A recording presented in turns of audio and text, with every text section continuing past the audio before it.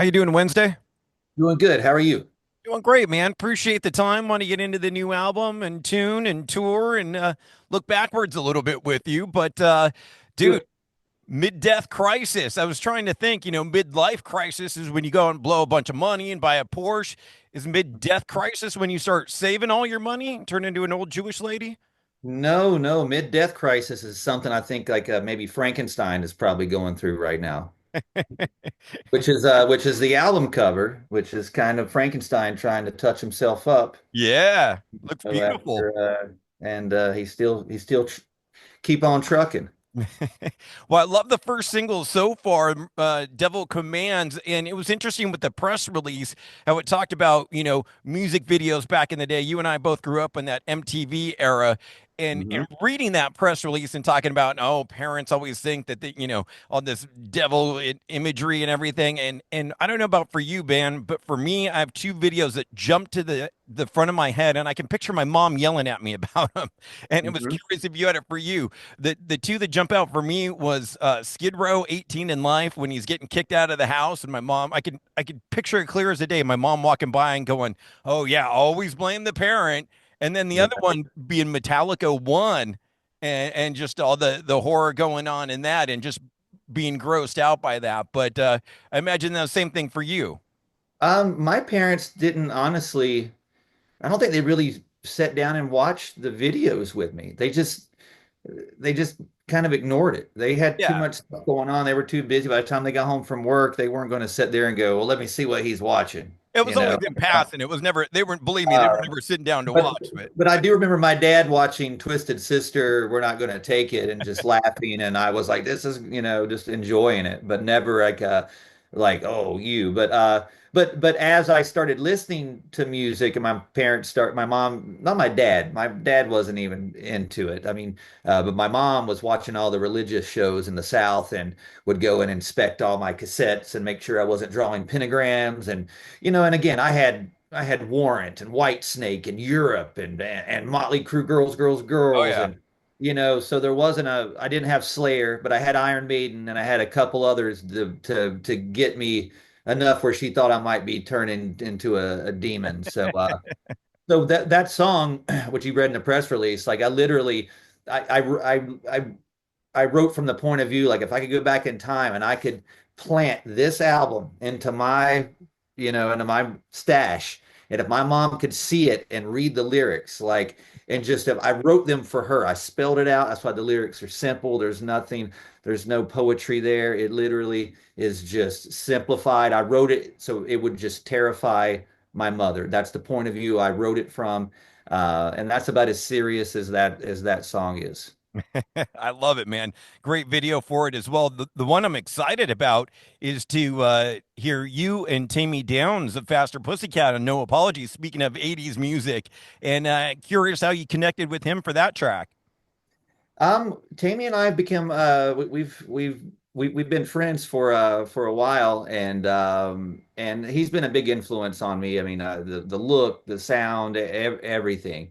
And last year when we were tracking this song, it literally was like I was just recording a guitar part, and I made this guitar part, and our producer said, "Oh, that's got a Guns N' Roses, almost Faster Pussycat vibe to it." And I was like, "Yeah, it does." And then he mentioned, "Oh, you should get Tammy to sing on this." And I went, "That's a good idea." So I literally walked out of the studio and grabbed my phone and I texted him and that was it. And he's like, "I'll be there." So he came to the studio, we tracked the part, and he loved the song. Like he generally just he's still raving about it. We just filmed the music video this week, and he's still raving about how great of a track it is. And for me, it's just a full circle thing because when I started playing guitar at like 11 years old, I was listening to Faster Pussycat and LA Guns on cassette. Oh yeah. And and a friend of mine, we went to a music store and we were trying to consume anything with Faster Pussycat because they weren't everywhere like Poison and Motley Crue was. We Right. took what we could get. The back of the store, there's a music book, Faster Pussycat music book, and there's a huge poster inside. My friend goes, "Oh, I want that poster." He buys the book, takes the poster out, gives it to me. I learned how to play guitar off of this first album. The only lessons I've ever had was not even a lesson, just learning myself how to play that record. That's all I ever learned, and that's my guitar. That's how I know, and that's how I learned how to play pretty much. And so to fast forward to this day and to go, man, that's how I learned how to play music, and now this guy is singing on my record. So it's a really, really cool moment. So it's not just, oh, I got a guy from Faster Pussycat. No, I Right. got a guy that literally is responsible for, I think, the way I sound. It's as important as when I had Alice Cooper on my intro a couple of years ago. So it means a lot to have him on it. So it's very cool.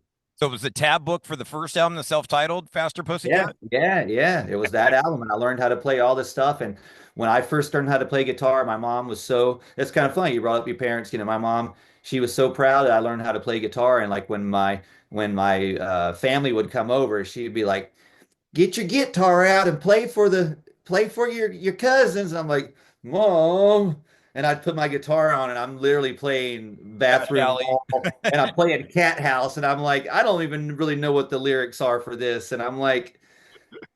So it's just funny to think back that I used to do my probably my first bedroom concerts or Right. play Faster Pussycat songs for my cousins and my relatives. Yeah, man, I love that first album. I was going to ask you if you had a preference over the first or second, but clearly the first, since that's the one you The, learned. the, the first one's my favorite, but I like the second and third album. I was a Faster Pussycat diehard. They felt like they were my band, Yeah. I felt like I was the only person like in town that me and my buddy, that was our band. No one else really kind of knew them, and if they did know them, they didn't like them, so we felt like we had to defend them, and Yeah. it was a thing back then, and so it's a really cool thing to have him on the record. And the track is great. It's a really good song, and that's the third single that comes out the day before the album. So you get that single, you get that video, and I'm excited. Yeah, I'm looking forward to it, man. I was curious too with all the Murder Doll touring you did last year, if that bled into the new album at all. Because the last few Wednesday 13 albums have been a little bit more on the heavier metal side, and Mm. certainly Murder Dolls more on the punk kind of glam side.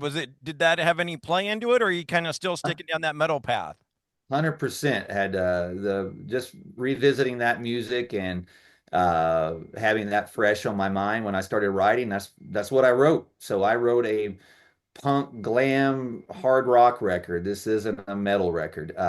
Probably the heaviest song on the album is "When the Devil Commands." Ah, That is as heavy metal as it gets. From that point on, it's pretty much a rock and roll record. So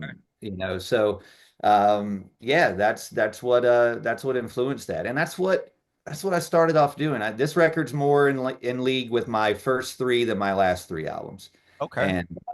And it's crazy because my first album turns 20 years old this April. So, Right.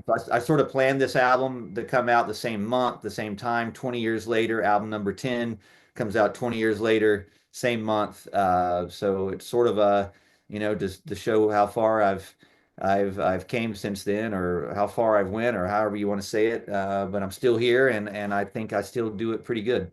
Hell yeah, man. And it's interesting. You mentioned the alignment with the album coming out. It makes sense because you normally tour like in the fall, like Halloween Right. kind of season. Hmm. So now it makes sense with that. And getting into the show, coming out to our neck of the woods, coming out to the IE Pomona, going to be at the Glasshouse on Saturday, March 22nd. And yeah, like you said, the 20th anniversary of the debut album. And I was listening back to that album and looking Hmm. back on that album. Who was the model on the cover of the album that you're taking the face off of? I've always That's me. A lot of people that's me. That's me working on me. That's so a lot of people were confused because I guess Photoshop and the way it's treated, it doesn't really look like me, but that's me. A lot of people thought it was Joey Jordison for a long time, and I'm like, no, that's me. So the cover of that is me as like a Dr. Frankenstein, and I'm right. sewing my face onto to bodies. That's why there's a stack of my faces there beside of me. Which later on I started wearing face mass, which is kind of what I led up to. That's sort of the where that all went. But yeah, so 20 years later, the debut album, and that's why we're this tour is basically we're I'm not saying playing that album in full because we're not playing every song, but we're playing almost every single song off that first album, and so it's really that. There's a little mini Murderdolls set in the middle, so Yeah. anyone that missed that last tour. You're going to be more than happy because Murderdoll songs are quick and we can whip out 10 songs in about 25 minutes and knock your socks off. So this is a tribute, or this is a celebration of Murderdolls, celebration of Transylvania 90210, and I get to sprinkle in the new songs. So you'll hear this song that Taime Downe's on. You'll hear the When the Devil Commands, and you'll hear our new single that's coming out March 18th, which is a song called In Misery, which is another Rock'em Sock'em. Love it, man. Looking forward to it. And really cool that you got on the bill, fellow LA Rockers, Stitched Up Heart. And I imagine you've shared the stage and know Mixie and the guys over the years. Actually, this will be our first time touring together, but I met Mixie in the studio recently. We went and did a collaboration track with our band, this supporting this Dead Rabbits, Yeah. uh, and which is features Craig from Escape the Fate. So we met in the studio tracking. So it was a kind of a unusual way to meet someone. I usually meet them on tour, but this is like, hey, we're going to go in the studio and sing this song together. So we broke the ice there, and they're super cool. I'm glad to. We actually talked about how we've never toured. It's Yeah, it's crazy. crazy. So it's happening this time. It's a really cool lineup. That song that we just did with Dead Rabbits is on Spotify now, so check it out along with my new song When the Devil Commands. So everything's gearing up for this tour. That's why we did that song as a collab track. So who knows? We may do that live. We'll see what happens. Well, I'm looking forward to it all. And dude, I was just thinking back. I think it's safe to say now that we can go ahead and cement it as the final Ozzfest, which you did back in Mhm. 2018 at Right. the Forum in LA. And with Ozzy kind of winding down the career, and we got the big show. I was curious, any memories? Did you end up going inside that night and watching Ozzy? But any memories from that Ozzfest? My biggest memory was the I guess Ozfest and whoever put on because we played the outdoor stage. It was like Right. us, Nick Wild, Devil Driver, and then the indoors. But outdoors, it was California, and it never snows here. So someone had the bright idea at the very end of our set, they were going to shoot an ice machine over the audience and say that it snowed when it finally snowed in California when hell freezes over, there's Okay. sort of to speak. Okay. So on our very last song, we're playing our last song, and then just a huge just machine gun of ice is shooting the audience, and people are like running for cover, and it just nothing I can do. And I'm just going with it. And people in the audience are looking at us like these guys. Why are they doing this? Because people weren't, it was freezing outside. So we were Yeah. blasting them with ice. Oh. We're playing our most offensive song and it just seemed like just a middle finger goodbye to the so, and there were people in the crowd telling me later like I bet that band spent their whole budget on that ice machine. We had nothing to do with it, but I never denied it. But the truth comes out now. It wasn't us, but I went with it. So I remember that more than anything. We made a lot of people mad because we soaked them with ice in the winter. I hope you had the umbrella up at the middle finger umbrella It up at didn't, that time. it didn't bother me at all. I was protected. Did you make it inside to see Ozzy that night or anything? Yes. Yes, I did. I saw Ozzy, saw Manson. That was a cool lineup. Ice-T walked by our dressing room. Oh, He nice. called like I was it was a good day. It was a good day to be on. I was really honored to be on that. That was my second Ozfest. I did an Ozfest in London with Murderdolls at the O2 Arena, the giant arena there. So I've been really fortunate to be a part of two of them now. You know, I was just thinking, man, with this big final show that he's doing and having Sabbath and doing an Ozzy solo set, and it seems like every day people are getting added to this thing, and there's another artist Yeah. popping up. And if this does turn into a tribute, and say hypothetically speaking, if you got the phone call to join that, what Ozzy tune, either Sabbath or solo, do you think you would want to sing if they called you up and said, "Hey, we want you to be a part of this. What do you want to sing?" 100%. I'm putting my name out there. Call me up. I'm standing by for your call right now. What song would it be, though? Oh man, I there's so many I mean I like a lot of Ozzy solo stuff. So my old band covered Bark at the Moon. So I know those Nice. words So that'd be easy for me to do, and it fits my style too. And that'd be rad because Jakey Lee's going to be at this thing too, supposedly.